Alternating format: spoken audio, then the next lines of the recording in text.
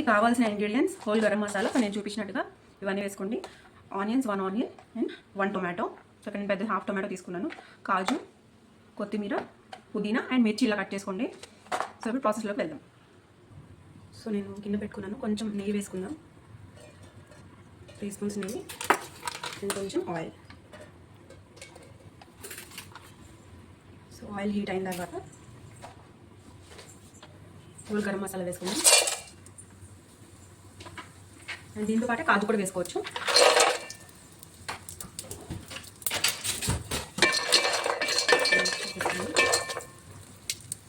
Onions, tomato వేస్తున్నాను.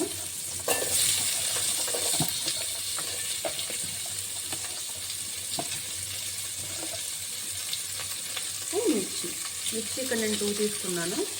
So మీ ఫ్లేవర్కి తగ్గట్టు మీరు వేసుకోవచ్చు. సో పుదీనా వేస్తున్నాను. ఆనియన్స్ ఫ్రై అయినాయి. పుదీనా అండ్ కొత్తిమీర ఇవి కొంచెం దగ్గర పడేదాకా వెయిట్ చేద్దాం. సో దగ్గర పడింది చూసారా. ఇప్పుడు సాల్ట్ వేద్దాం. సాల్ట్ దీనికి కూడా పట్టాలి కాబట్టి సాల్ట్ వేసి ఒకసారి మిక్స్ చేసుకుందాం.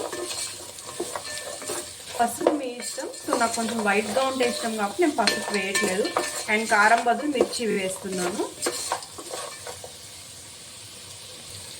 సో ఇప్పుడు నేను అల్లం వెల్లుల్లి పేస్ట్ అండ్ కొంచెం కొబ్బరి పొడి వేస్తున్నాను. సో కొబ్బరి పొడే అనమాట మెయిన్ టేస్ట్ పలావ్లోకి. సో ఇది ఎక్కువ వేసుకున్న బాగానే ఉంటుంది. మిక్స్ చేద్దాం. సో ఇది ఫ్రై అయ్యేదాకా ఒక 5 మినిట్స్ ఫ్రై చేద్దాం. ఫ్రై అయ్యాక చూద్దాం. సో ఇప్పుడు రైస్ వేద్దాం. ఫ్రై అయింది చూసారా. సో ఇక్కడ నేను basmati rice and normal rice అయితే మిక్స్ చేశాను. సో చాలా టేస్ట్ ఉంటుంది. ఇక్కడ 2 కప్స్ ఆఫ్ రైస్ వేస్తున్నాను. సో 1 గ్లాస్కి 1 3/4 వాటర్ వేస్తున్నాను.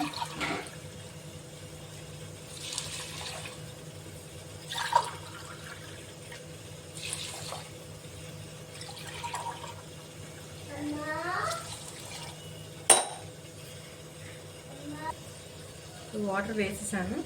ఇప్పుడు దీనికి తగ్గట్టు కొంచెం సాల్ట్ వేద్దాం. ఎక్కువ వేయొద్దు, బాగోదు. ఒకసారి మిక్స్ చేసేస్తాం. ఒక 5 మినిట్స్ దీనికి పడుతుంది. 5 మినిట్స్ అయ్యాక ఇంకా హైలో పెట్టుకొని ఇంకా నార్మల్ ఉడికించుకోవడమే.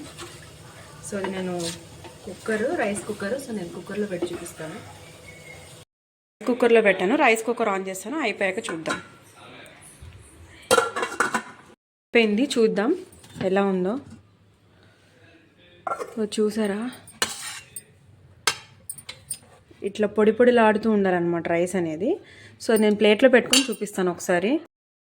సో చూసారా పలావ్ ఎంత పొడి పొడిలాడుతుందో. సో నేను ఇక్కడ basmati rice plus normal rice కూడా తీసుకున్నాను. 2 వేసి చూడండి, చాలా టేస్ట్ ఉంటుంది. అండ్ నార్మల్ రైస్ ఇంకా టేస్ట్ ఉంటుంది పలావ్. సో నేను ఇది ఫుల్ వీడియో పెట్టాను, చూడండి.